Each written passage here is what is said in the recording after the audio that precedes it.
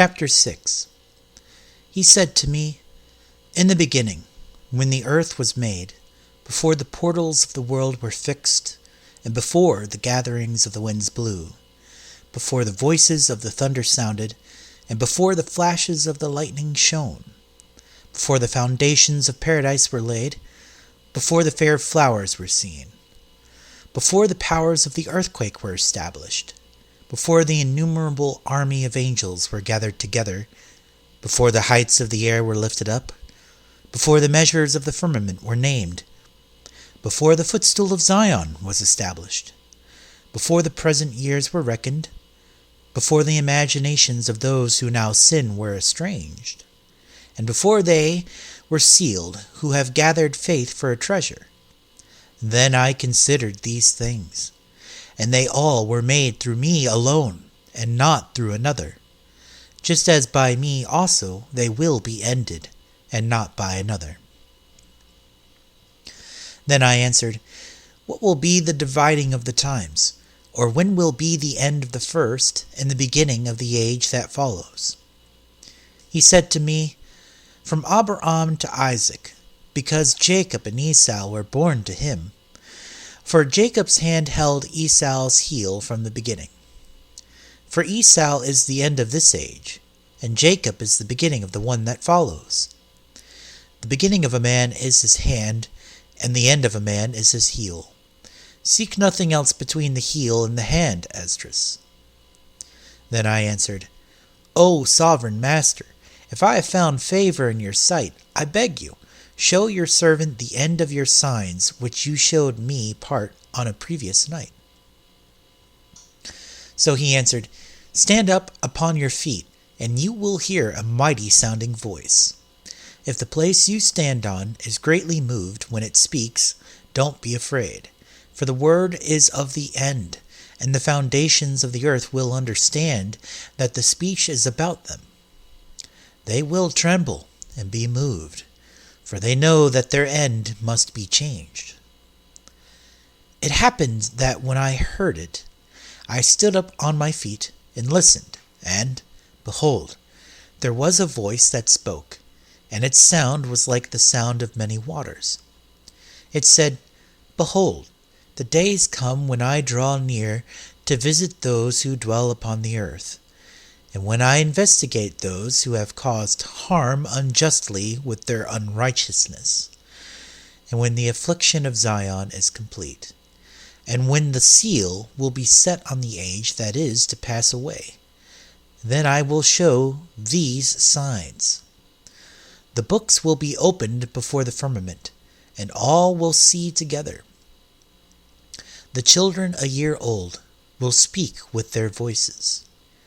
The women with child will deliver premature children at 3 or 4 months, and they will live and dance.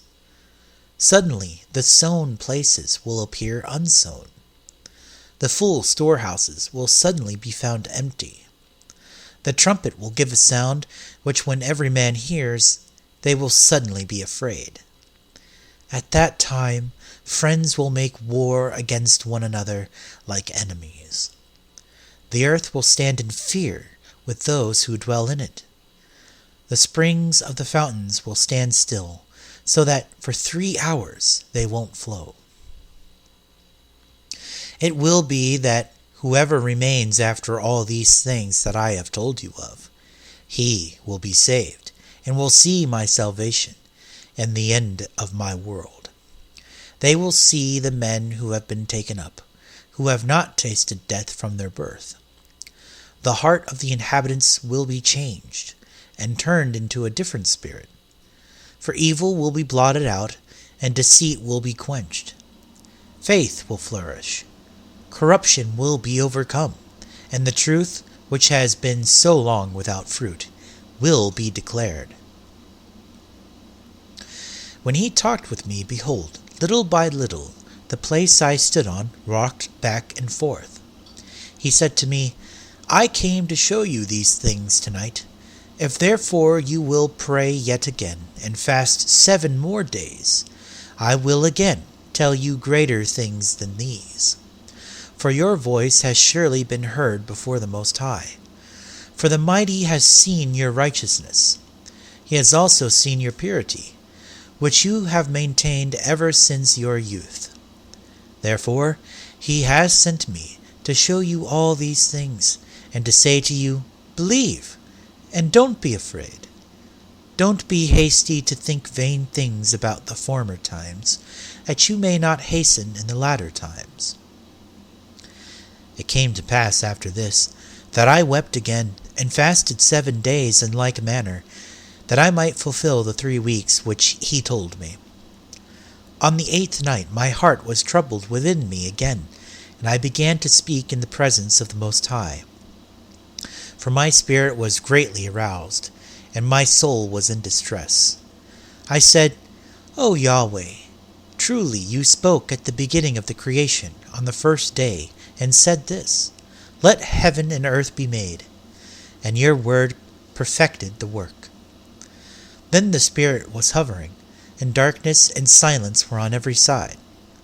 The sound of man's voice was not yet there. Then you commanded a ray of light to be brought out of your treasuries, that your works might then appear. On the 2nd day, again you made the spirit of the firmament, and commanded it to divide and to separate the waters, that the one part might go up, and the other remain beneath. On the 3rd day you commanded that the waters should be gathered together in the 7th part of the earth. You dried up 6 parts, and kept them, to the intent that of these some being both planted and tilled might serve before you. For as soon as your word went out, the work was done. Immediately great and innumerable fruit grew, with many pleasant tastes, and flowers of inimitable color, and fragrances of most exquisite smell. This was done the 3rd day. On the 4th day you commanded that the sun should shine, the moon give its light, and the stars should be in their order, and gave them a command to serve mankind, who was to be made. On the 5th day you said to the 7th part, where the water was gathered together, that it should produce living creatures, fowls and fishes. And so it came to pass that the mute and lifeless water produced living things, as it was told, that the nations might therefore praise your wondrous works. Then you preserved 2 living creatures. The one you called Behemoth, and the other you called Leviathan. You separated the one from the other, for the 7th part, namely, where the water was gathered together, might not hold them both. To Behemoth you gave 1 part, which was dried up on the 3rd day, that he should dwell in it, in which are 1,000 hills. But to Leviathan you gave the 7th part, namely, the watery part. You have kept them to be devoured by whom you wish, when you wish. But on the 6th day you commanded the earth to produce before you cattle, animals, and creeping things. Over these you ordained Adam as ruler over all the works that you have made.